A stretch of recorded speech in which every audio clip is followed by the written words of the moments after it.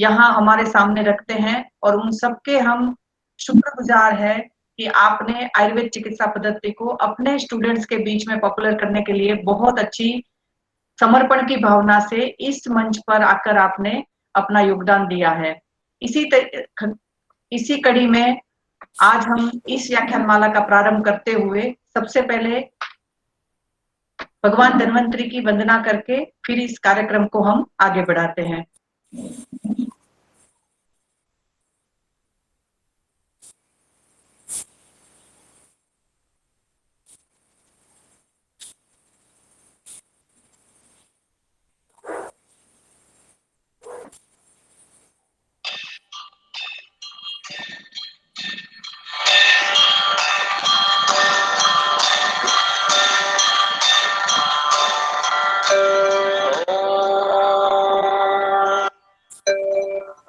नमामि धन्वन्तरिमादिदेवम् सुरासुरैर्वन्दितपादपद्मम् लोके जरारुभयमृत्युनाशम्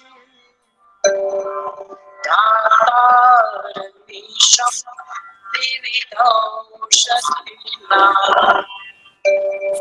धन्वन्तरिं रमानाथम् सर्वरोगनिवारकम् आयुर्वेदप्रवक्तारम् वन्दे पीयूषजायकम्।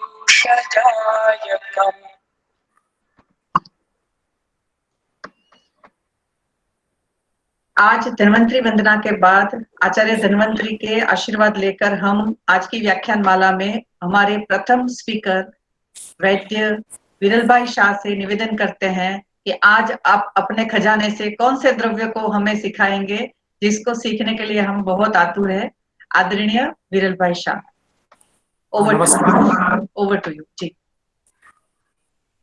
नमस्कार सभी आदरणीय अध्यापक, सभी विद्यार्थी मित्रों। मित्रों, आज शुक्रवार का दिन है और चैत्रवद एकादशी है और अभी 12:30 बजे के बाद उत्तर भाद्रपद नक्षत्र चालू हुआ है और कल शनिवार को उत्तर भाद्रपद नक्षत्र होगा। वो बहुत अच्छा दिन होता है क्योंकि वो शनिवार है और शनिदेव का नक्षत्र है, दोनों का संगम बहुत अच्छा माना जाता है। और अश्वगंधा कौचा जैसी वनस्पतियों का लंबा प्रयोग चालू करना है तो कल बहुत अच्छा दिन है, कल से चालू कर सकते हैं। अश्वगंधा का तेल है, अश्वगंधा का शीत पाक है और भी अश्वगंधा की प्रिपरेशन चालू कर सकते हैं। कौचे का भी प्रिपरेशन चालू कर सकते हैं। उड़द भी शनिदेव का प्रभाव है तो उड़द का कल शनिवार है तो उड़द को पहले उड़द का हलवा बनाकर भी खा, जठराग्नि बहुत अच्छी है तो उड़द का हलवा बनाकर वो भगवान शनिदेव को उनका प्रसाद चढ़ा सकते हैं और ये उड़द का हलवा भी खा सकते हैं। ये उड़द का हलवा होता है वो भी वात व्याधि में बहुत काम करता है। आजकल देखिए कई फ्रूट्स के चलन ज्यादा हुए फल वर्ग की वनस्पतियों में। उसमें अभी समर है और ये जो महामारी चल रही है कोविड-19 की, तो ये जिसमें वाटर कंटेंट ज्यादा है ऐसे फ्रूट्स का चलन ज्यादा हो गया है। उसमें एक मेलन और वाटरमेलन, खरबूजा और तरबूज, ये दोनों ज्यादा लिए गए हैं। तो ये मेलन और वाटरमेलन के बारे में आयुर्वेद में क्या कहा गया? तो ये शालिग्राम निघंटु में उनके बारे में लिखा गया है और उनका एनालिसिस करते हैं तो उससे मालूम होता है कि ये शीत का अंशांश शीत वीर्य है और अंशांश कल्पना उसकी शीत गुण की है। और ये जो वैद्यों की परंपरा है उसमें जो ट्रेडिशनल वैद्यों की परंपरा उसमें ये प्रस्तावित हुआ है ये तरबूज और सक्कर खरबूजा है वो शीत वीर्य है और ज्यादातर अग्नि मानदेय है। तो कई लोग अभी थोड़ा सा भी अग्नि मानदेय है तो उनको सर्दी जुकाम होने की संभावना रहती है, बुखार होने की संभावना रहती है, उदर आगमन और पेट उदर शूल होने की संभावना रहती है और एब्डोमिनल में डिस्कम्फर्ट रहने की संभावना रहती है। तो ये बिल्कुल अग्नि मानदेय कर रहे हैं और इस सीजन में ऐसे नहीं लेना चाहिए क्योंकि महामारी चल रही है।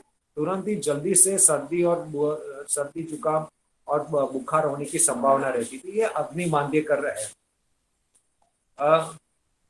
और वैसे भी अग्निमांद्य, कई ऐसे अग्निमांद्य का द्रव्य है वैसे हमें नहीं लेना चाहिए, जैसे मुमरा है, पौवा है।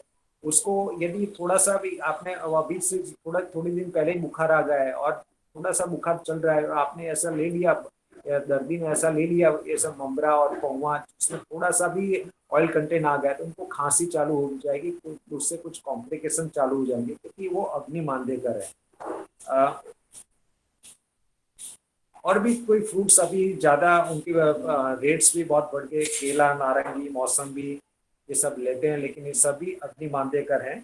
और नींबू भी ज्यादा नहीं लेना चाहिए। नींबू और जो नारंगी, मौसम्बी, ये सब इन्फ्लामेशन कर सकते हैं। दो ही द्रव्य एक अच्छे हैं सौर आर्टिकल्स में, अम्ल द्रव्य में, एक आंवला और एक दाड़म, जो इन्फ्लामेशन नहीं कर सकते हैं।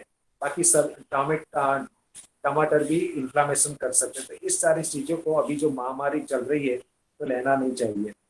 और कई अस्पतालों में और कई जगह पर ये चालू बुखार में भी ये भाजी पाव उपमा दिया जाता है, बटाटा पौवा दिया जाता है। ये सारी चीजें जठराग्नि को बंद करती है और दर्द की हालत खराब हो जाती है। कई बार ऐसा पाया जाता है दर्द की स्थिति अत्यंत खराब हो जाती है।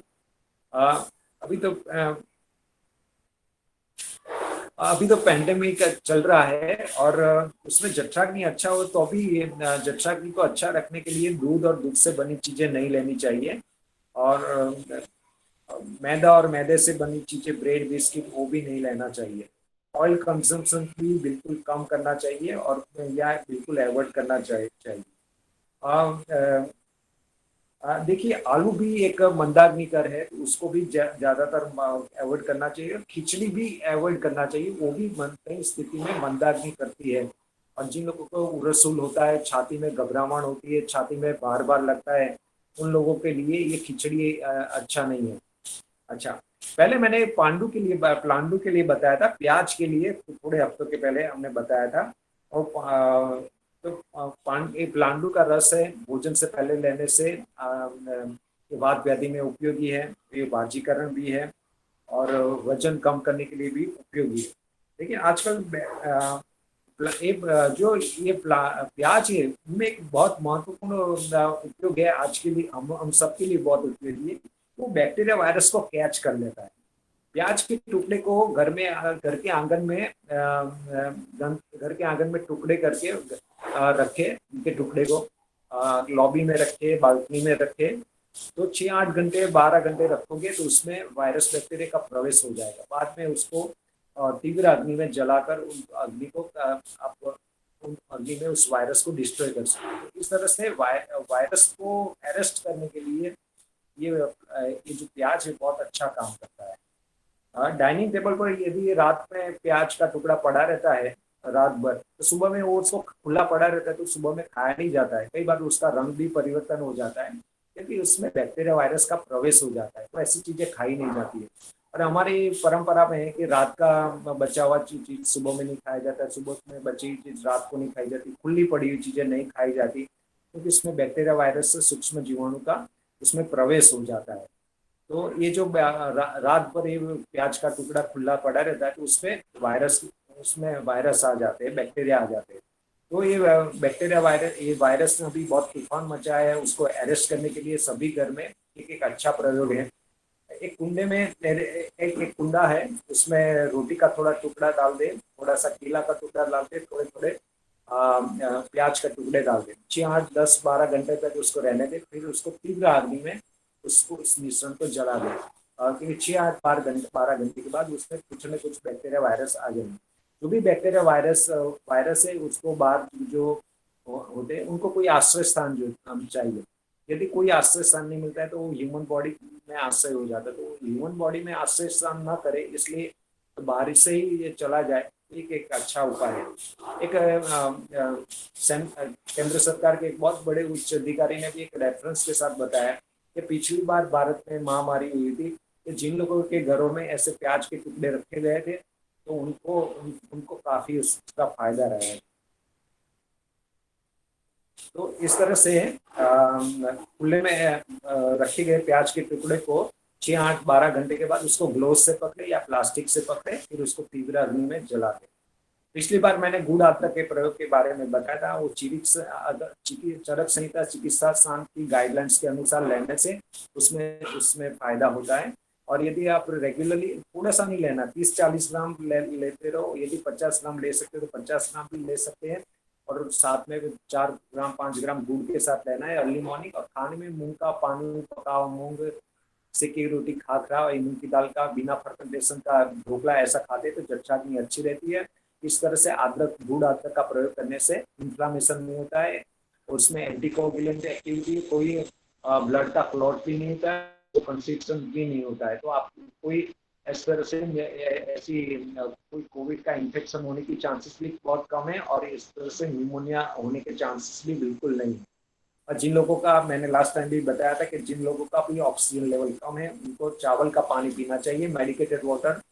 जो करीब 50 ग्राम चावल है उसमें 10-12 गुना पानी डालकर उसको बॉईल करें। फिर उस चावल का पानी, इसमें थोड़ा सा सूंठ डालें, अच्छी क्वालिटी की सूंठ, थोड़ी सा मिश्री डालें, नमक डालें। वो चावल का पानी हर 3-4 घंटे के अनुसार रोगी की अवस्था अनुसार थोड़ा सा देने रखें, तो इससे जठराग्नि अच्छी रहेगी। जो ऑक्सीजन का लेवल भी कम होता है, वो भी ऑक्सीजन का लेवल, पल्स रेट, सब कुछ हमारे जठराग्नि पर आधारित होता है। इस तरह से चावल का पानी देने से जठराग्नि जो पूर्णाग्नि हो गई है तो उसमें उसको बहुत मदद मिलेगी उसको मेंटेन करने के लिए।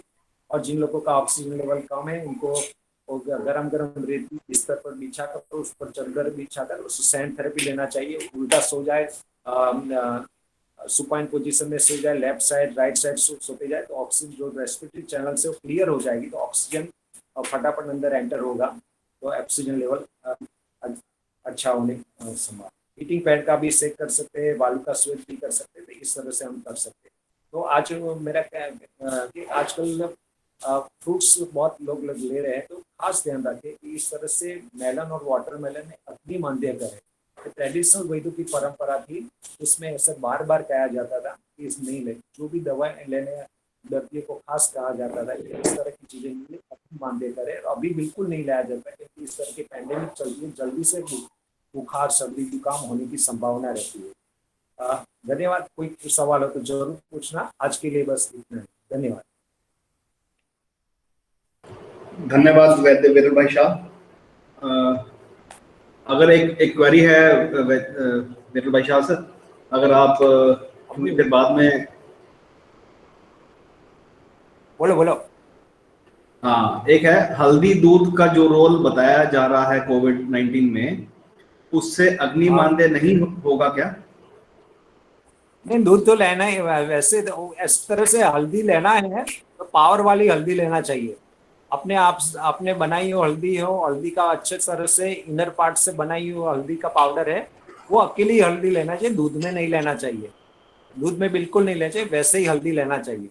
और जब जठराग्नि मांदी की स्थिति है तो उसमें तो दूध नहीं लिया जाता, और इसमें से दूध में हल्दी डालने की कोई जरूरत नहीं। वैसे तो दूध अवॉइड ही करना चाहिए। कोई ऐसा कोई प्रयोग कर रहे हैं, वर्तमान पिपली प्रयोग कर रहे हैं, त्रिकटु का प्रयोग कर रहे हैं, कोई अश्वगंधा का प्रयोग कर रहे हैं, या कोई गुड़ अदरक प्रयोग में उसमें दूध लेने की आवश्यकता है तो ही दूध लेना चाहिए। नहीं तो अभी इतनी महामारी चल रही है, किसी भी तरह से हमारे जठराग्नि को मेंटेन करें। जठराग्नि जो हमारी अग्नि है, हमारी फायर सिस्टम है, वही वायरस और बैक्टीरिया को डिस्ट्रॉय करती है। तो जठराग्नि पर लोड ना दे। हमारी फायर सिस्टम पर कोई भी व्यक्ति वो बीमार है कि बीमार नहीं है, उसको लोड ना दे, बिल्कुल पचने में हल्का आहार लेकर उसको चलाए। तो दूध लेने की कोई आवश्यकता नहीं है। और ये दूध में हल्दी डालकर लेने की सिस्टम है, वो नहीं लेना चाहिए। अकेली हल्दी लेते तो वो हल्दी बहुत अच्छी काम करती है। यदि गले में कोई तकलीफ है तो हल्दी के बदले में पीपली का काम बहुत अच्छा है। अच्छा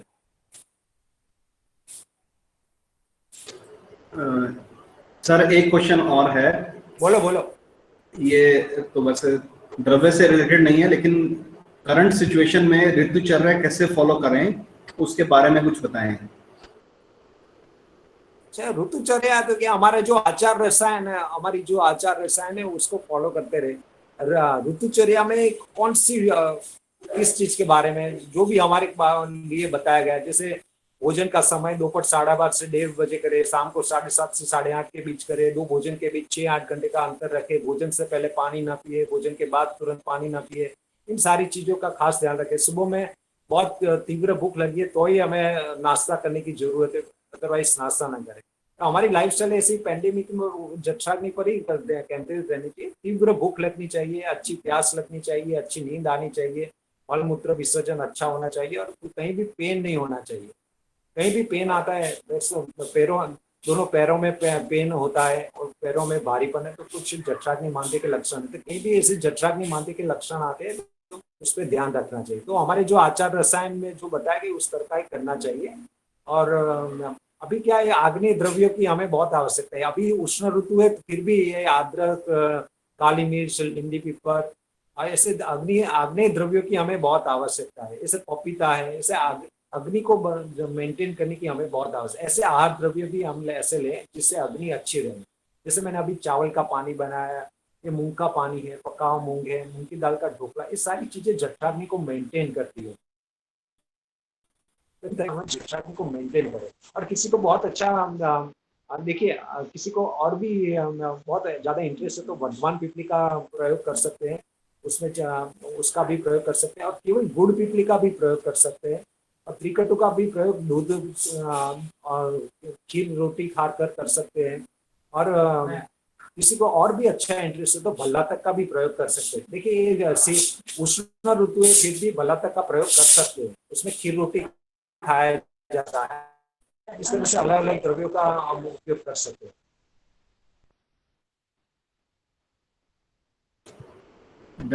धन्यवाद वैद्य विरल भाई साहब, आपने बहुत ही आसान, हर हमेशा की तरह बहुत ही आसान और सरल घरेलू द्रव्यों को कैसे यूज कर और आज के परिप्रेक्ष्य में जब हम एक वायरस की चपेट में हैं ज्यादातर लोग, तो उससे कैसे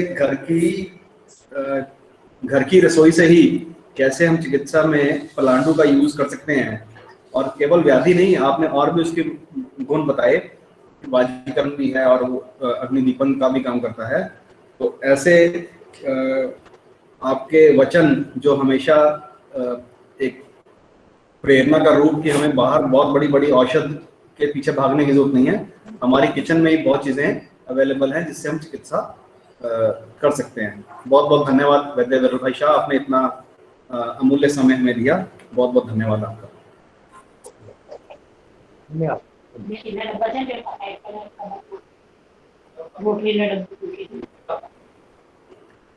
कार्यक्रम को आगे बढ़ाते हुए मैं आज के मुख्य वक्ता डॉक्टर बसंती गुरु जी का कुछ परिचय आपको देना चाहूंगा सबको। डॉक्टर बसंती गुरु ये प्रोफेसर और हेड हैं प्रसूति एवं स्त्री रोग department, Pandit Khushilal Sharma government Ayurvedic college and institute Bhopal में। डॉक्टर साहब ने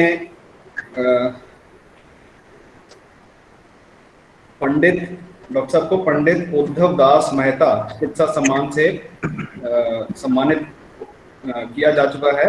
और इसके साथ साथ डॉक्टर साहब ने इस इंस्टीट्यूट में जो स्पेशलिटी इनफर्टिलिटी के स्पेशलिटी ओपीडीज और लेबर रूम्स और गर्भ संस्कार सेंटर, ऐसे कुछ कार्य जो बहुत यूनिक हैं, ऐसे कार्यक्रमों की शुरुआत डॉक्टर साहब ने अपने इंस्टीट्यूट में की है। और अभी प्रेजेंट में वो प्रोफेसर और हेड की भूमिका में इस कार्यालय में, इस इंस्टीट्यूशन में कार्यरत हैं। तो मैं ज़्यादा टाइम ना लेता हुआ डॉक्टर बसंती गुरु जी से अनुरोध करूंगा कि अपना व्याख्यान शुरू करें। डॉक्टर बसंती गुरु जी। ओके, सुनाई दे रही है सर? आवाज आ रही है मेरी? जी जी डॉक्टर साहब। Thank you so much sir. सबसे पहले तो मैं धन्यवाद करना चाहूंगी विश्व आयुर्वेद परिषद न्याय ब्रांच का और पूरी टीम का, जिन्होंने मुझे आज एक मौका दिया मेरे विचार प्रस्तुत करने के लिए। और स्पेशली धन्यवाद करना चाहूंगी डॉक्टर हेतल दवे मैडम का। मैडम ने मुझे अप्रोच किया आज के लिए। और आप लोग जो भी सब मिलके ये काम कर रहे हैं, ये बहुत ही सराहनीय कार्य है सर। बहुत बड़ी बात होती है 5 साल तक किसी भी चीज को कंटिन्यूसली बिना गैप, बिना इंटरप्शन के बनाए रखना। और इतने लंबे समय में ये जाहिर सी बात है कि बहुत सारी कठिनाइयों का सामना करना पड़ा ही होगा, और उन सारी कठिनाइयों को ओवरकम करते हुए बिना इंटरप्शन के इसको चलाए रखना बहुत बड़ी स्पिरिट को सिद्ध करता है। और जब हमारा उद्देश्य बहुत अच्छा हो तो ऐसे काम हो जाते हैं, और दृढ़ मनोबल।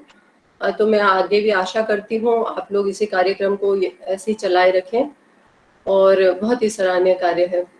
अभी मैं अपना प्रेजेंट करूंगी सर, पर पेपर सर ये हो नहीं पा रहा है शेयर मेरा, तो डॉक्टर साहब राइट साइड में नीचे प्रेजेंट नाउ करके वो ऑप्शन था है सर, उसमें मैंने एंटायर स्क्रीन किया है, हाँ जी, लेकिन उसमें आधा आ रहा है सर। आप क्लिक करिए अपनी जो विंडो खुलती है ना मैडम, उसके ऊपर एक बार क्लिक करेंगे आप।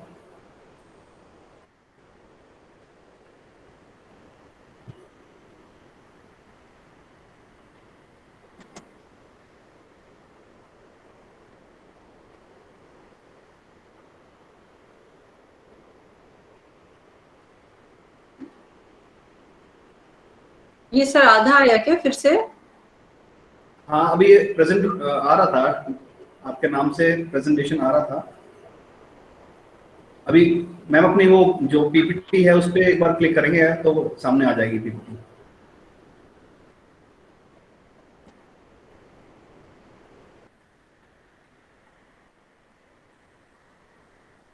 अच्छा,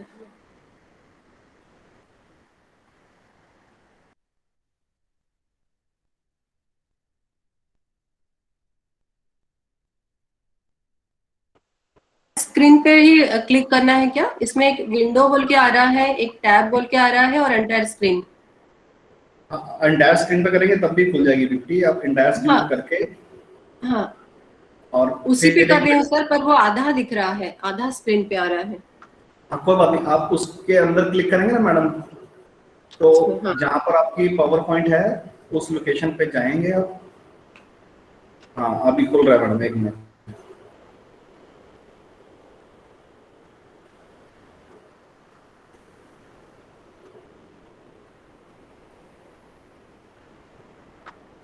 पीपीटी खुल गया मैडम आपका? हाँ जी, अब दिख रहा है डॉक्टर साहब, ओके, दिख रहा है। हाँ जी, हाँ जी, दिख रहा है। ठीक है। चलिए अभी शुरू करते हैं। मेरा टॉपिक, आज का टॉपिक है आयुर्वेदास पर्सपेक्टिव फॉर। आवाज आ रही है मैडम? हाँ जी डॉक्टर डॉक्टर साहब ठीक है। ठीक है। आयुर्वेदास पर्सपेक्टिव फॉर गायनेकोलॉजिकल डिसऑर्डर। वो शायद मैडम लेफ्ट हो गई है ना विकास जी, थोड़ा सा आप कंटिन्यू करो, मैं मैडम को फोन करती हूँ, है ना। जी जी मैडम। हाँ जी, कुछ एक आधा क्लिनिकल केस बताइए, मैं मैडम को तुरंत बताती हूँ। वो कुछ और क्लिक हो गया या फिर कुछ इंटरनेट का कुछ रहा, है ना। जी मैं देखता हूँ। तो हम लोग जैसे अभी वैद्य वेणु भाई शाह ने प्लांटू प्याज का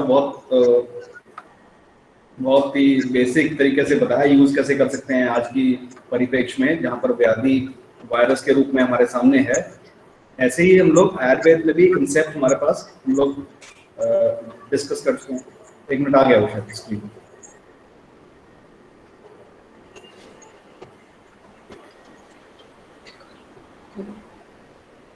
जी डॉक्टर साहब। जी जी सर, अभी थोड़ा सा डिस्टर्ब हो रहा है। आ गया मैडम। Okay sir.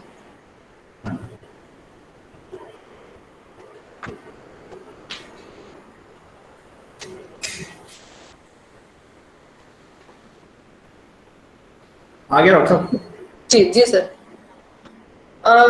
तो the whole meaning of today's topic is that we are going to discuss some treatment protocol or modalities what Ayurveda offer for gynecological disorder which are related with anovulation. So here I would like to first discuss regarding the physiology and pathology, because I don't think it is a wise decision to directly jump towards the treatment protocol. Unless we know the pathology of a disease, we cannot decide the treatment protocol for any kind of disorder. Likewise, to know the pathology, we need to know the physiology of our body, because there is a saying that our body physiology is related with our body pathology. So here I would like to just give you a quick review regarding anovulation. So let us understand what is anovulation. The literal meaning of anovulation is a failure to produce a mature ovum is known as anovulation. All know that female every month after reaching puberty, if she is in a normal menstrual cycle, she produce one mature ovum in each cycle. But sometimes she just skip to ovulate. So this is known as anovulation. When there will be no ovulation, there will be no exit of this ovum from the ovary will occur. That situation is known. Instead of presence of this anovulation, still that woman get menstruation. It means ovulation is not a prerequisite factor. It means a urgent factor or a very compulsory factor for any menstrual cycle. मतलब बिना ovulation के भी menses हो सकता है. Now the second point is it an abnormal condition? Ovulation नहीं होना और anovulatory cycle abnormal है कि normal है? So there are some during adolescence and during premenopausal age, during pregnancy and during lactation. These are the phase when there is presence of anovulation is a common factor in female's life. Like we find complete absence of ovulation during pregnancy. In lactation also, if she is feeding her baby exclusively, then there will be an ovulatory cycle for 6 to 8 months. And during this adolescent period, when she has started her menarche and around that time, 1 to 2 years, and when the female is approaching towards her menopause, that around 3 to 5 years we can also take, क्योंकि इसमें बहुत ज़्यादा range दिया गया है. तो इस दौरान she usually fails to ovulate, and usually this category of female approaches us in the OPD having many kind of gynecological problem. So once in a while, if she is keeping to ovulate, then it is absolutely normal, and it happens also with many females. But when this ovulation will stay or consecutively, or that will be chronic consecutively, she will skip to ovulate for 3 to 4 cycle, then this kind of anovulation is going to create many kind of menstrual problem for which she has to approach us, and disorder in the reproductive system.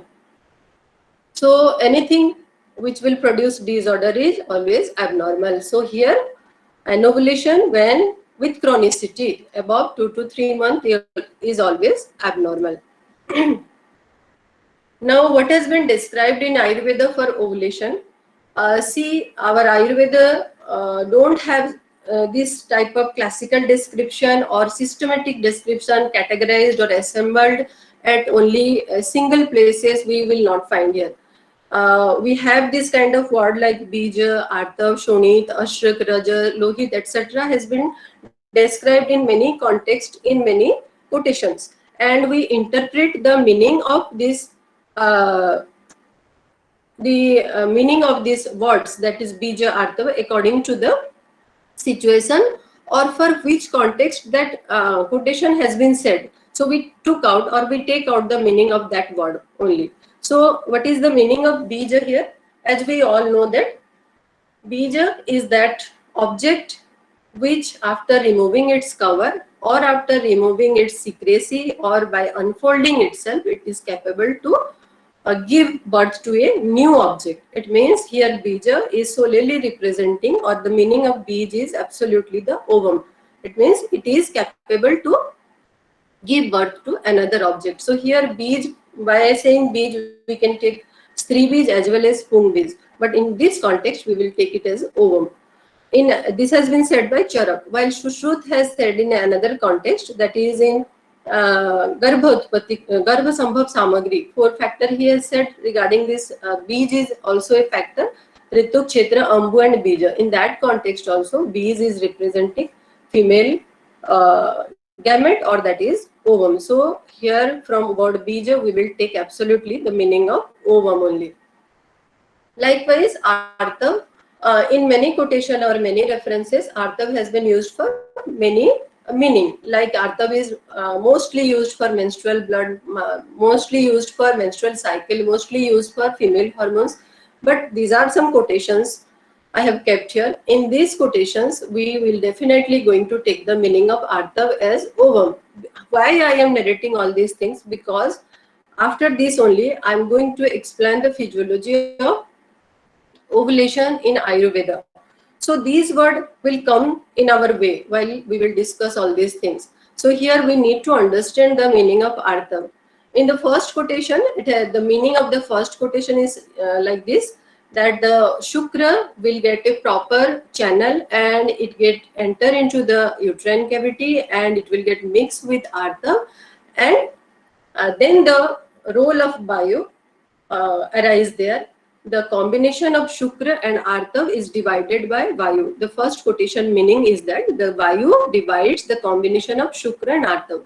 When Artav is connected with Shukra, and this quotation has been said in context of fertility only. So here, if we will take the meaning of Artav as menstrual blood, then menstrual blood is not going to fertilize, not used in fertilization at all.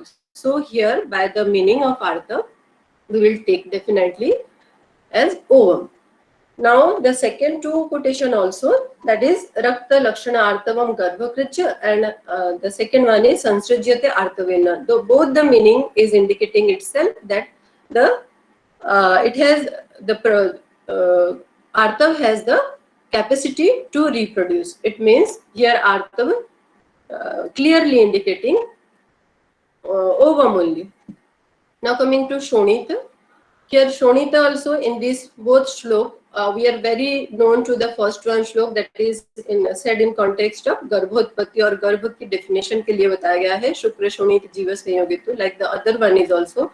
So this quotation also said in context of fertilization and formation of embryo only, and here Shonita is attached with Shukra word, Shukra Shonita Jiva Sanyogitu. It means it is also indicating the meaning of Shonita is absolutely ovam here.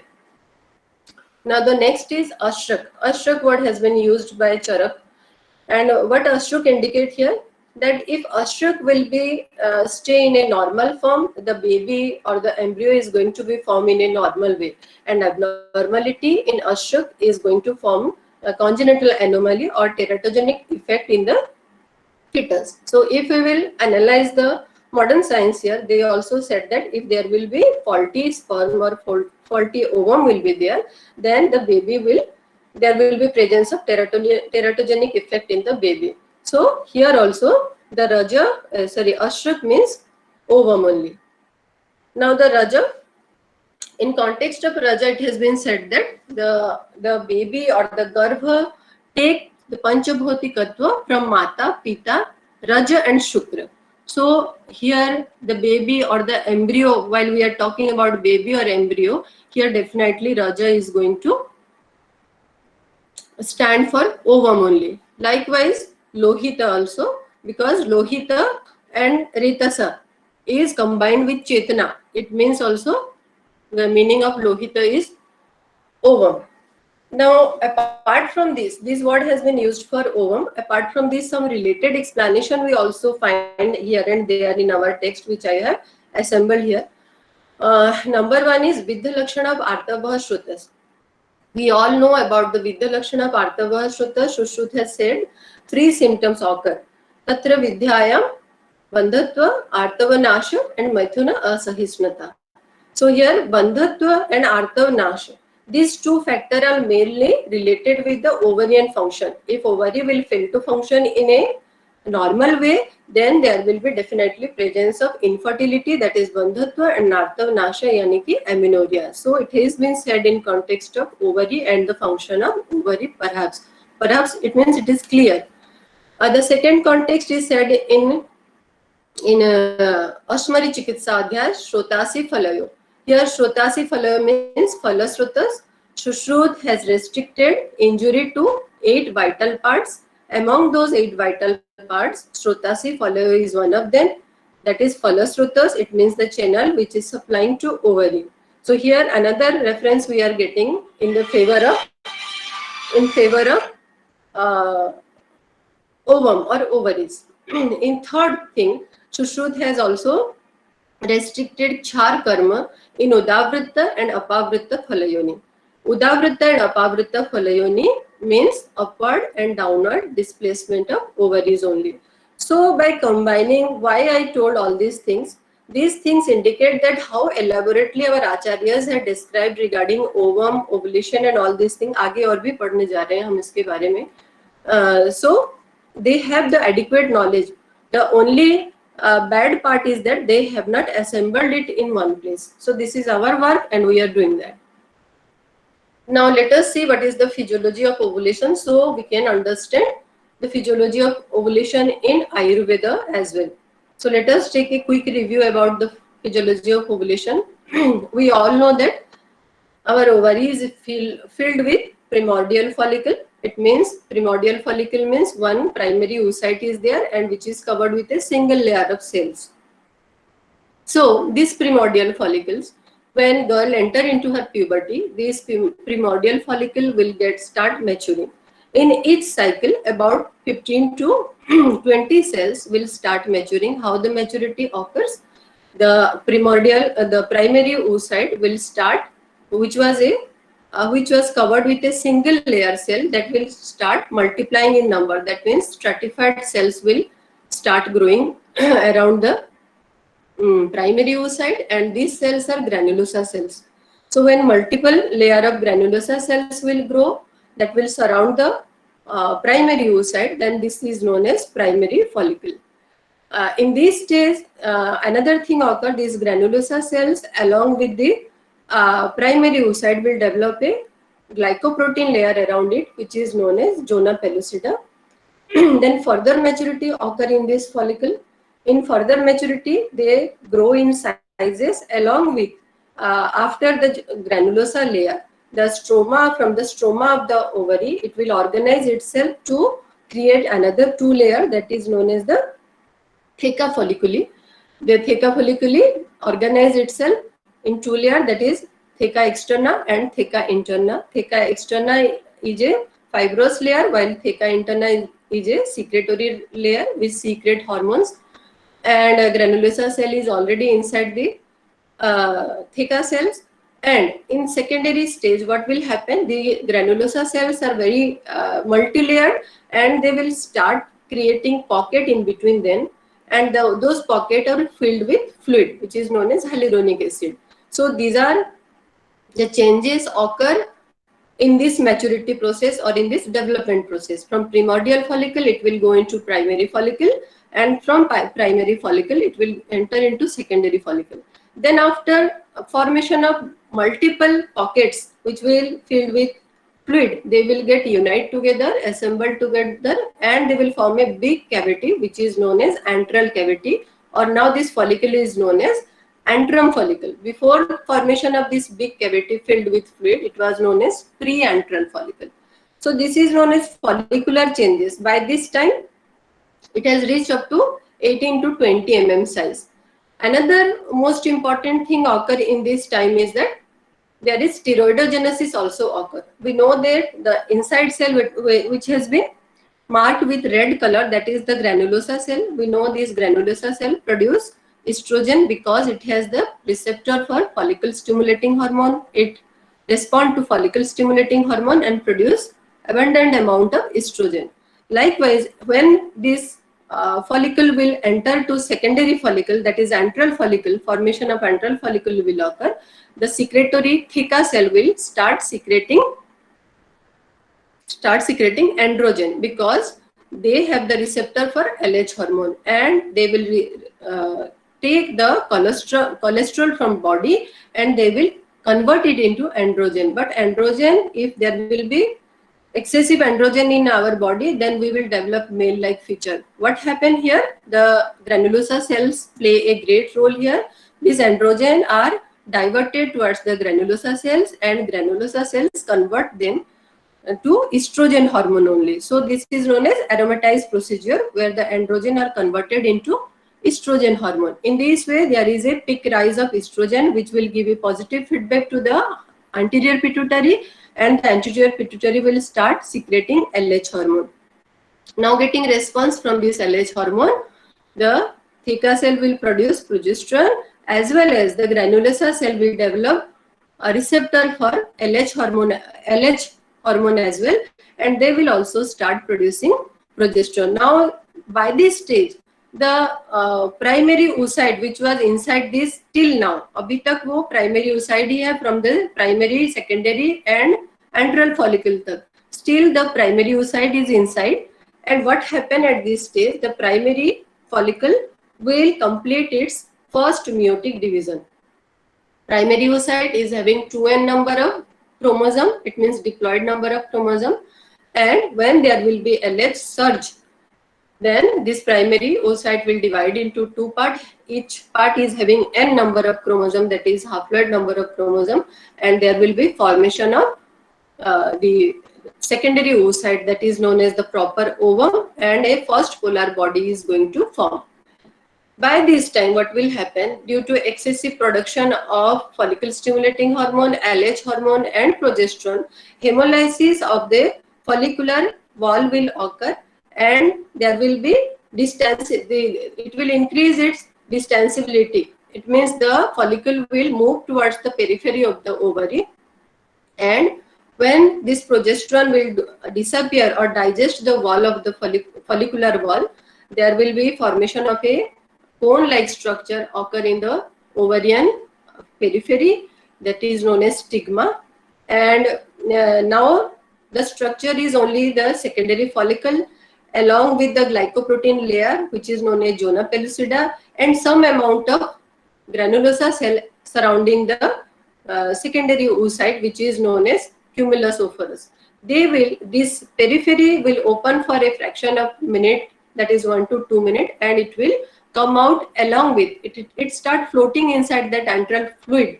So it is separated from other granulosa cells, and it will take a few fraction of second to come out, and as soon as it will come out along with some fluid, the opening part will get blocked. So this is the whole process of physiology of ovulation according to modern. So now we need to understand the ovulation, how it is occurring in Ayurveda. So Ayurveda, what it say? Ayurveda is also saying that Bij Nirman and Bij Utsarga are the two process how modern has described. So here we understand and we know that Ahar is the main thing for our life. It is the most essential thing. So what happened? We have three kind of Agni in our body, that is Jatragni, Bhutagni and Dhattvagni. This Ahar, what we are consuming daily, that Panchabhutik Ahar will get digested with this Jatragni, and this Jatragni is going to transform those Panchabhutik Ahar into a very nutritious fluid-like structure, which is known as Rasa. And this Rasa used to received by the cellular level. It reaches to our tissue and cellular level to give nutrition to all body parts. So this is known as Ras Dhatu, and the work is done by Jatragni, and the raw material required for this is Bhojan, that is Ahar. So here one thing is confirmed, that if we will take good amount of or good quality of Ahar in a proper proportion, and our Jatragni is okay or proper or working good, then we are definitely going to get a good quantity of Ras Dhatu. And we know that from Ras Dhatu, we know the Artha, meaning of Artha, we just studied that the meaning of Artha is ovum. So here if Ras Dhatu formation will occur in a good way, then definitely it's going to produce the Artha, that is the ovum as well as menstrual blood and stanya in a proper way. But only taking of good food and work of Jatragni is not sufficient. What we need along with this, the Ras Dhatu should reach to the target organ. It means the channel should be clear. There should not be any sangha or any avrod or any obstruction. So this is done by generally Vyan Vayu. So it should reach up to the target organ. We should take good amount of food, and we should have a good Jatragni and Dhatwagni as well to get a good quality of Bija, that is Artav. It has been said by Shushrut that there is absence of Artava and Stanya in Vridhavastha. It has been said by Shushrut, and it is so scientific why I am narrating here. We all know that in Vridhavastha what happens? There is Kshaya of Dhatuk. Dhatuk Kshayavastha is known as the Vridhavastha, and also Vat aggravate during Vridhavastha. So if Dhatu will Kshaya, then if Ras Dhatu will Kshaya, then there will be poor production or no production of Artav. It means there will be anovulation or there will no menstrual cycle. So this is very scientific, scientifically said by Shushrut. Modern science also accept this. What modern science says, that in 6th week of pregnancy, that is in intrauterine period, from the germ cell, oogonia are start developing, and till reaching up to 18 to 20 weeks, these multiply by mitotic division occur, and several, that is 6 to 7 millions of these oogonia form in the ovary of female baby in intrauterine period. Then on, uske baad, after 20 weeks of pregnancy, a steady and continuously decrease process will go on. That is known as apoptosis procedure. By this procedure, every time with every passage of year, this primordial follicle will get decrease in number, and when the baby comes to this earth, she will have only 1 to 2 millions of this primordial follicle, and when she reaches to puberty, only 3 lakhs will there, and up to menopause, only some few atretic follicle remain inside the ovary.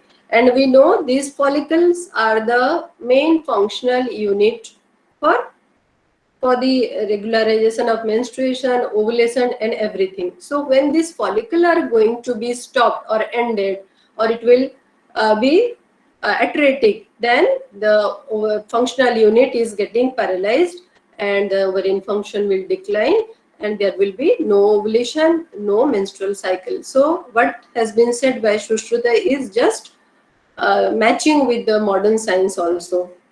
So this is one factor I said regarding Bija Nirmana by Dhatu. Now another role we cannot ignore here, the role of Vata, Vayu, Yantra, Tantra, Dhara. It has been said for Vata.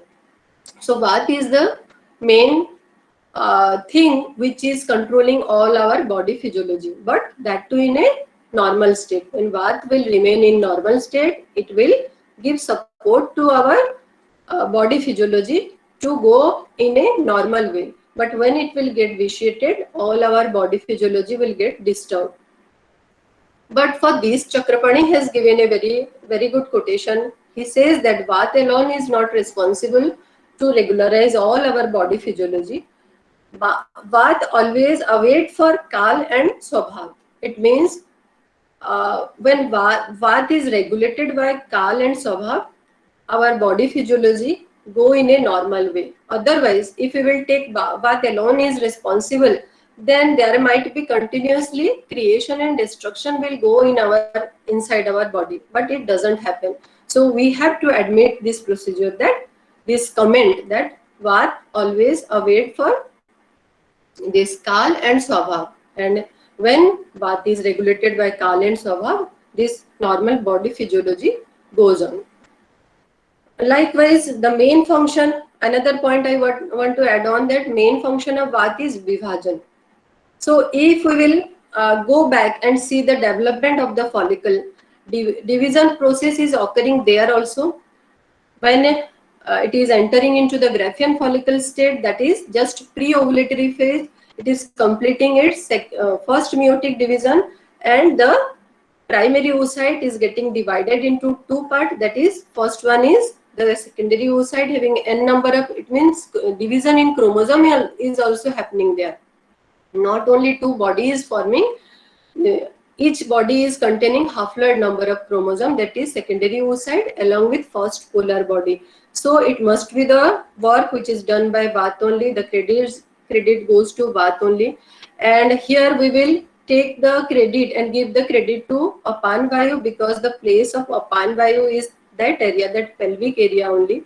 The second thing for Apan Vayu, I will give the credit that the Nishkasan, that Utsarga Prakriya is also be done by this Apan Vayu because it is confined to that area only.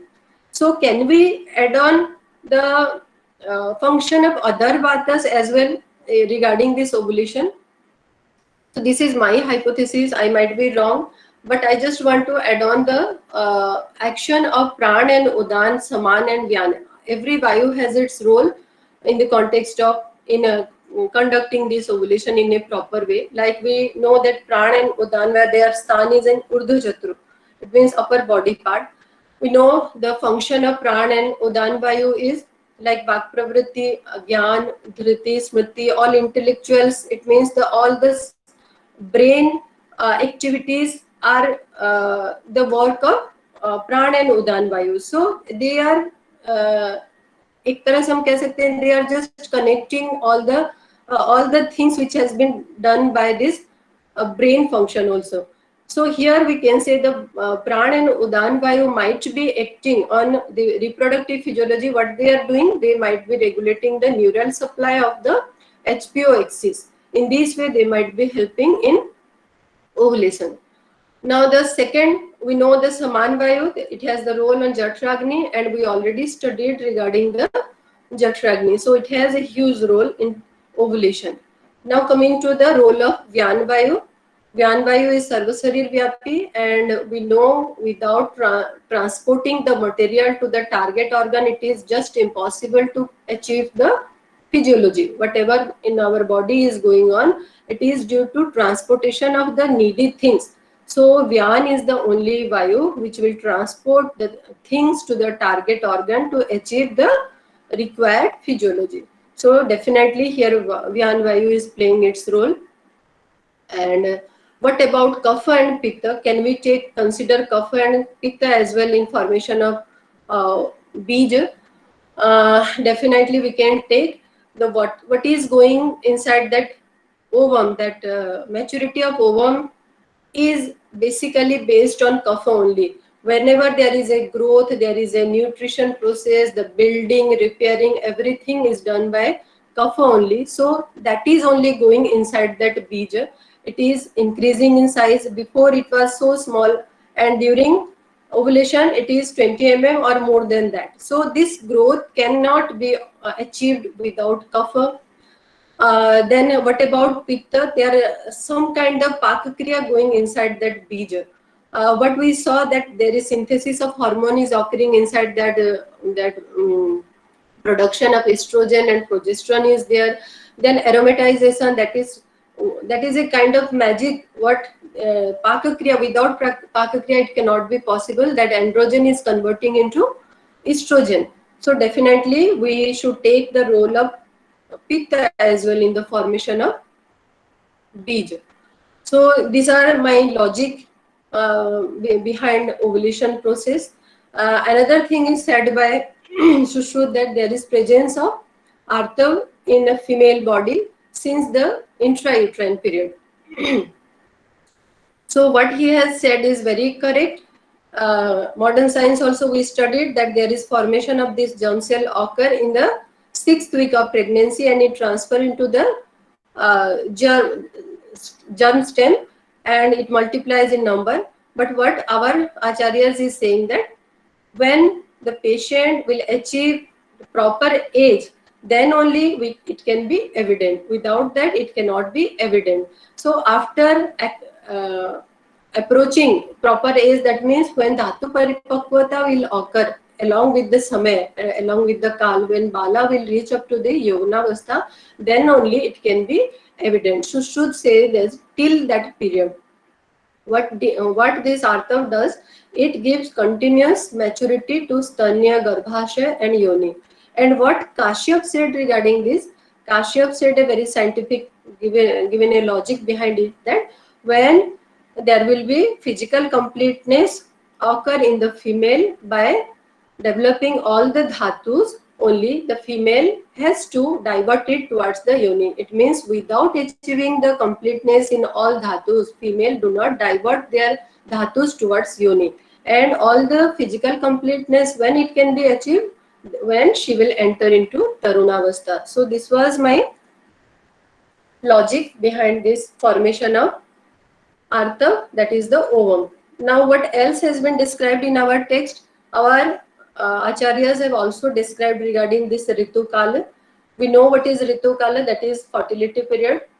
Kashyap has said it as Bija Kala also. It means, why I wrote here, it means our Acharyas have adequate knowledge regarding the ovulation also. When ovulation is occurring, in that way we have to advise our patient to stay together and utilize this period, those who are facing infertility problems. Now what are the clinical complaints?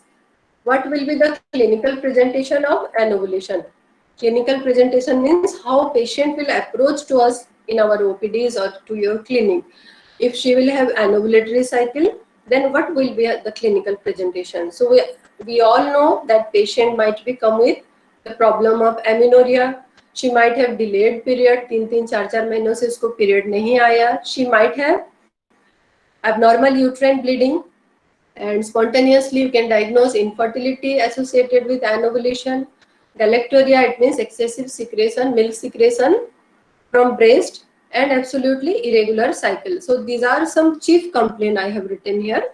Apart from this, many other complaints are also there, like hirsutism will be present, obese patient, hair fall will be there, pimples will be there. So many other symptoms might be there, but these are the chief complaints by which she has to come to you or she has to approach you. So these are the clinical presentation. Now how we will diagnose the anovulatory cycle or a patient of anovulation? As I told, with that clinical symptoms, before diagnosing we have to exclude, like you have to exclude the that is incomplete abortion, you just exclude the tubercular endometriosis, and you have to exclude carcinoma of genital organ. So apart from that, almost all these situations are mostly related with anovulatory cycle. So in subjective way, by looking at her, by listening to her carefully, by taking the history carefully, and by seeing her, only you can diagnose a anovulatory cycle in the patient. And in objective criteria, we can say the patient to do some kind of test or some kind of procedure, like you can advise your patient to take the basal body temperature, which will give you a correct result. You can say your patient to take a fawn test. The presence of progesterone will be there, then there will be fawn-like appearance. And the most significant is you can tell your patient to go for a sonography. Now the main point from where we have started, that Ayurveda's perspective. Now we read all about the physiology of ovulation in modern as well as in Ayurveda, and we found all the important contributing factor, those who are responsible for anovulatory cycle. So we have to now plan a treatment protocol according to the situation of our patient. So we found many points like Jatragni, Ras Dhatu, Vayu, Vata, Pitta, Kapha. So according to that, you have to analyze your patient, from which Prakriti she is belonging to, what is her age, what is her requirement, what is the Ritu, and what she can cope up with you. So according to that factor, we need to organize our prescription. Here what I have wrote is only only my clinical practice, what I am doing in my OPD. It is not a therapeutic one. I will not recommending everyone to do in this way. Means it is not in a classical way what I have written. I have written just according to the importance of the contributing factor. So first of all, I have written my choicest one is the Dipan Pachan. Everyone, we already studied the regarding the role of Jatragni. And here we can say the Mandagni is the positive factor for most of all diseases. So here including that anovulation also. So Dipan Pachan should be your first line of treatment. You can give Dipan Pachan drug to your patient according to her Jatragni. It means you can give her, if she is a Pitta Prakriti, you can manage the patient by simply giving Avipattikar Churna. You can manage, if you think she need more a strong drug, you can go for Panchkol Churna as well, Chitrakadi Vati as well, Ampachak. So many things are there for Deepan Pachan, Shunthi, Ajwain Churna, everything you have. And along with Deepan Pajan, just give one Koshtha Sanshuddhi and you will get fantastic result by this small effort only. Then coming to Shaman, we know that we first try to take care of our patient by giving oral medicine. So according to the Dosh Visheshan, you have to select drug for Shaman, and it is up to you and your patient, because you are the person who has to analyze and give a justice to your patient. So just analyze your patient. But definitely I just want to add on some point what I practice in my daily OPD, that you should add on some Prajasthapagan, because Prajasthapagan Aushadhi contain phytoestrogen, and phytoestrogen are said to be working both estrogenic property and anti-estrogenic property. It means it works in both the patients. So it will enhance or it will give a synergetic effect to you. Likewise, you can add on Stanya Shodhagan, because usually we see anovulatory cases are always related with high level of prolactin. So here you can add on some Stanya Shodhagan as well. And third one is one Rasayan therapy you must add on. And in Rasayan, I would like to recommend this Amalki Rasayan. Amalki is full of vitamin C and folic acid. And researchers also said that by giving folic acid, it has the impact to induce ovulation. So with Saman drug, you can add on these things also. Now coming to Shodhan therapy, if the doshas will not get subsided by Shaman therapy, you can proceed towards Shodhan karma. So what kind of Shodhan karma we have? We have Vaman, Virechan, Vasti, Nasya, all these things. So you can consider your patient for Vaman karma. If she is a obese PCOD patient, then go for Vaman karma. If you are thinking she is having Pitta Prakriti, then you can give Virechan karma. Both the karma are giving a very excellent result. But apart from that, Vasti is the best thing, because we know here Vat is playing significantly for anovulatory cycle. So we need to go for Vasti karma. So what kind of Vasti I usually adopt in my practice? Kashyap says that Nast Bija, Abija in Sadi Chijon ke liye, he had said Anuvasan is the best kind of Vasti. And we know that Anuvasan we can adopt here. But now in this scenario, in pandemic situation, since 1.5 years we are suffering, it is not possible to give every patient a therapeutic Vasti procedure. So if you are getting a chance, you can go for Anuvasan Vasti. You can go for Yoga Vasti as well, by alternate procedure Anuvasan and Asthapan Vasti. But here the most convenient thing is that Matra Vasti. I recommend my patient to go for Matra Vasti, and the patient is also happy and they can follow this Matra Vasti happily at their home only. For Matra Vasti, you can take any of Vatshamak tail, and how this Vasti is working, if we will discuss on this, that it has been said that Vasti, even if we are entering this Vasti Dravya to the most last part of our body, still it has the capacity to reach up to the Sira, that is brain level. The two good example has been given for this, that Parasar said that if you will give Vasti, then the active tattva, that active material will goes to the Sira, like while you are watering a plant, and the water is, you are watering the plant at the root level and the water reaches to the tip of each leaf. In that way it will work. Likewise, the sun is staying far away from the earth, but it is able to take all the moisture from the earth. So even if we are giving Vasti Dravya at the most end part, that is in the rectum, still it enter into the microchannels and it enter into our enteric nervous system, that is more closer to the central nervous system, and it has the active ingredient has the capacity to stimulate the central nervous system, and in this way it can correct the hypothalamo-pituitary ovarian axis. Now coming to Nasya Karma, Nasa so Sirsha Dwaram, it has been said.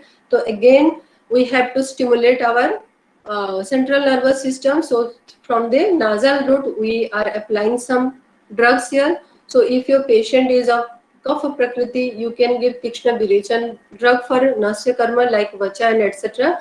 But here what I follow is I just tell my patient to take simple Goghrita with a Pratimarsh Nasya. It will give some nutrition because we know Vat needs the nutrition. It means it will give ovulation therapy. If you will give, the Vat will get subside very easily. In Shirodhara, what is happening? We are pouring some drug, either decoction or some oil. We are pouring in the forehead at a particular point. So what is happening by Shirodhara? First thing, the patient is getting relaxation. We advise the patient to lie down in a very quiet position. So she remain quiet for half an hour to 45 minutes. That will give a very calmness to her. Second thing, while we are pouring that drug, that medicine, it is continuously exerting a small kind of pressure at a particular point. So it seems to be, it can the effect to stimulate the central nervous system. And after getting this therapy, the patient will feel relaxed and good. It means this relaxed and good kind of sensation is coming due to the secretion of serotonin hormone. So when we feel good, a pleasant kind of feeling is it comes to our body when serotonin secrete in adequate amount. So it can be correlated with Shirodhara. Like Shirodhara, Abhyang has also the same kind of effect. When we take a full body massage or only Padabhyang only, we feel very relaxed. Everyone can practically they can take this sensation. So when we are taking full body massage, we feel very relaxed, we feel happy because it is known as feel good hormone. The same thing might be occurring by taking this kind of massage and Padabhyanga, only Padabhyanga also. One more thing I just want to add on that throughout the Twacha, the Vyan Vayu is existing. So by taking full body massage or Abhyang, by doing Abhyang only, we are getting subsiding the Vyan Vayu as well. So it is in modern, the serotonin might be working, and in Ayurveda, it is subsiding the Vata. Now, yoga and pranayam, and second one is pathya. These two, I'm not going to elaborate these two things in a whole because we know the role of yoga and pranayam in our life, and nowadays every people has incorporated it in their lifestyle. Yoga definitely it is going to increase our body metabolism, which is the main factor, that fire, that digestive fire. So by doing yoga, the metabolism will get corrected, and by doing special kind of yoga like which are working on the pelvic organ like Paschimottanasana, Halasana, Sarvangasana, Dhanurasana, Bhujangasana, this will work very good upon this anovulatory cycle. And by doing pranayam, it might be working on correcting the endocrine system. So yoga, pranayam, definitely I would like to recommend. And nowadays in the sedentary lifestyle, we know how we are living. So to do some kind of exercise, we have to encourage every patient. And it has been said by modern science also that yoga, pranayam will also helpful in secreting serotonin hormone, which is a very good neurotransmitter. And by proper amount of secretion of serotonin, the central nervous system will work in a proper way, and correction of HPO axis might be achieved. Like pathya, next point is, we know the role of pathya. All these disease, whatever we are getting right now, this anovulation, ovulation, PCOD, and all these are lifestyle disorder only. And it is needless to say that what kind of life we have adopted at this age, at this era. So every apathya, akhadya we are taking and we have incorporated in our life, and every pathya thing we have just skipped. It has been vanished from our life. So now this is the high time we have to adopt all the good thing, incorporate all the good food in our life, and We should avoid all the bad part. So I'm not going to elaborate this. Just want to add on some two main point, that we have to remember that Nidan Parivarjan is the first line of treatment. If we are going to do real treatment, then Nidan Parivarjan, and we know what kind of food we are taking, which is going to create Mandagni, and ultimately there will be poor production of Ras Dhatu is happening. So definitely to increase this, we need to take Pathya Ahar and avoid all the apatya things. In Bihar also, what we are doing right now, and in this lockdown, everyone is only sleeping and sitting. There is no physical activities occurring in our body. So how will be the metabolism will go? Where it will go? So highly recommending all these things. And in Pathya, I will add on one more point, that is Rajaswala Paricharya. Although there is no huge study has not been done regarding Rajaswala Paricharya, I means very large sample size we have to take to see the result of Rajaswala Paricharya, like 5,000, 10,000 people we have to take. I don't know the role of Rajaswala Paricharya, but yet we have to encourage every patient to at least follow this Rajaswala Paricharya. That is, many things has been said, but everything is practically not possible to adopt it in their lifestyle. But what has been said, that Abhishya on and to stop the physical activity, what can be possible, we should incorporate it in our life, so that we can see the result in our future generation. So definitely Pathya is a part of, should be a part of our prescription. Now last one is Prarthana. Of course, this is not a medical treatment, but I do recommend my patient, every patient, because I believe in Prarthana the most. What I will say for Prarthana, that it has a it produces good vibes, and it will give you a strength, moral strength. Nowadays in this pandemic, one quotation or one saying is going on, that man ke jeete jeet, man ke haare haar. It means when our willpower will strong, then we can overcome any problem. So if she will go for Prarthana, then definitely she will have a very good willpower. Before 2-3 days only, I was watching a video, and in that video it has been said that our body is a colony. We look at ourselves, while we look to the mirror, we look at ourselves as a whole, but we have 50 trillion cells in our body, and each cell exits 1.4 volt. So if we will combine the 50 trillion cell, then 700 volt energy is every time creating in our body, electricity. And who is the governor? Our mind is the governor. So our mind has that much capacity to control 50 trillion cell and that much of electricity at a time. But who controls the mind? How mind take the things? That is our perception. Perception, what is perception? How we look at the things. If we will look at the things in a positive way, it will going to give us a positive feedback. If we will get the things in a negative way, it will give a negative feedback to us. So instead of saying perception, I will say believe. How we believe this thing, it is going to change our total biology. So our body biology always, it is my thought, and I have practiced it in many patients also.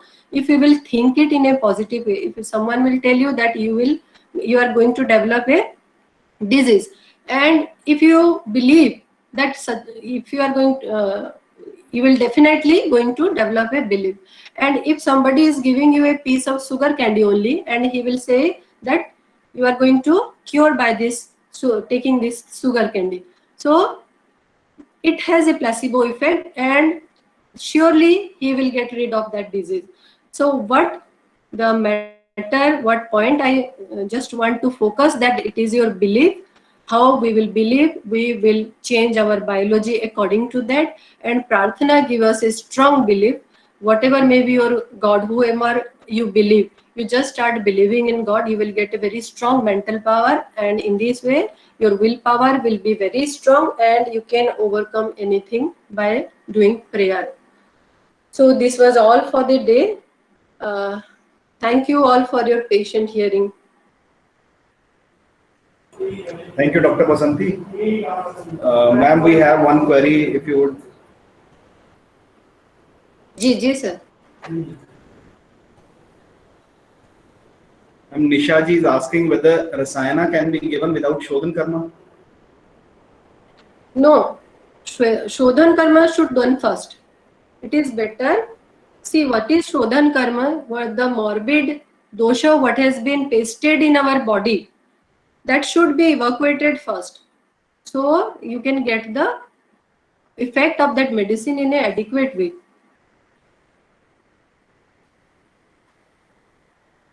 अगर हम वो दोष को निकाल के फिर दवाई देते हैं तो वो ज्यादा अच्छा काम करेगा.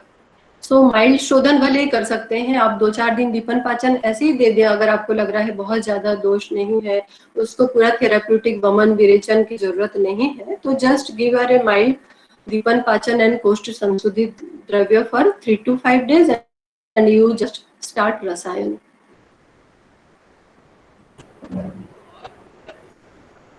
Thank you, Dr. Saab. I hope all the queries are answered. And Okay, thank you. Thank you, Dr. Basanti. It was a nice, informative session. Thank you, sir. The audience have been enlightened by the detailed references you have quoted regarding prevention as well as the therapeutic aspect, and what we can understand about inhalation, how it should be understood, and what all measures we can take to cure it, both modern as well as the Ayurvedic part. I hope everybody is benefited, and thank you for your precious time you have taken out. Thank you, Dr. Basanti. Thank you so much. It was a pleasure for me, sir. Okay. Thank you, ma'am. कार्यक्रम को आगे बढ़ाते हुए अभी हम लोग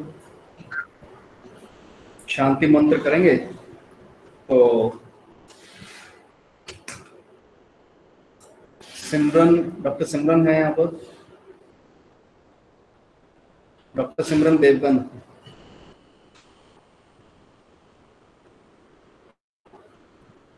नमस्कार sir. हाँ नमस्ते बेटा, आप शांति मंत्र कर सकते हो?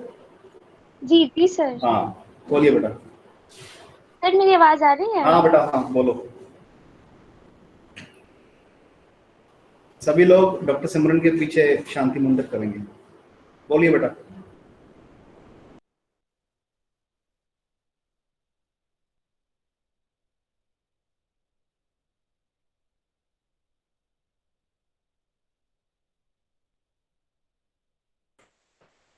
डॉक्टर सिमरन.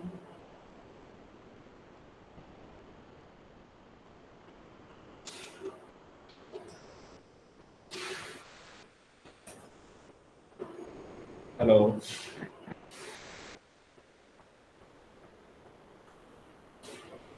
चलिए आप सब लोग एक पंक्ति के बाद सब लोग बोलेंगे साथ में. ओम सर्वे भवन्तु सुखिना, सर्वे सन्तु निरामया, सर्वे भद्राणि पश्यन्तु, मा कश्चित् दुःखभाग् भवेत्. ओम शांति शांति शांति. Thank you everybody for your participation. Thank you very much.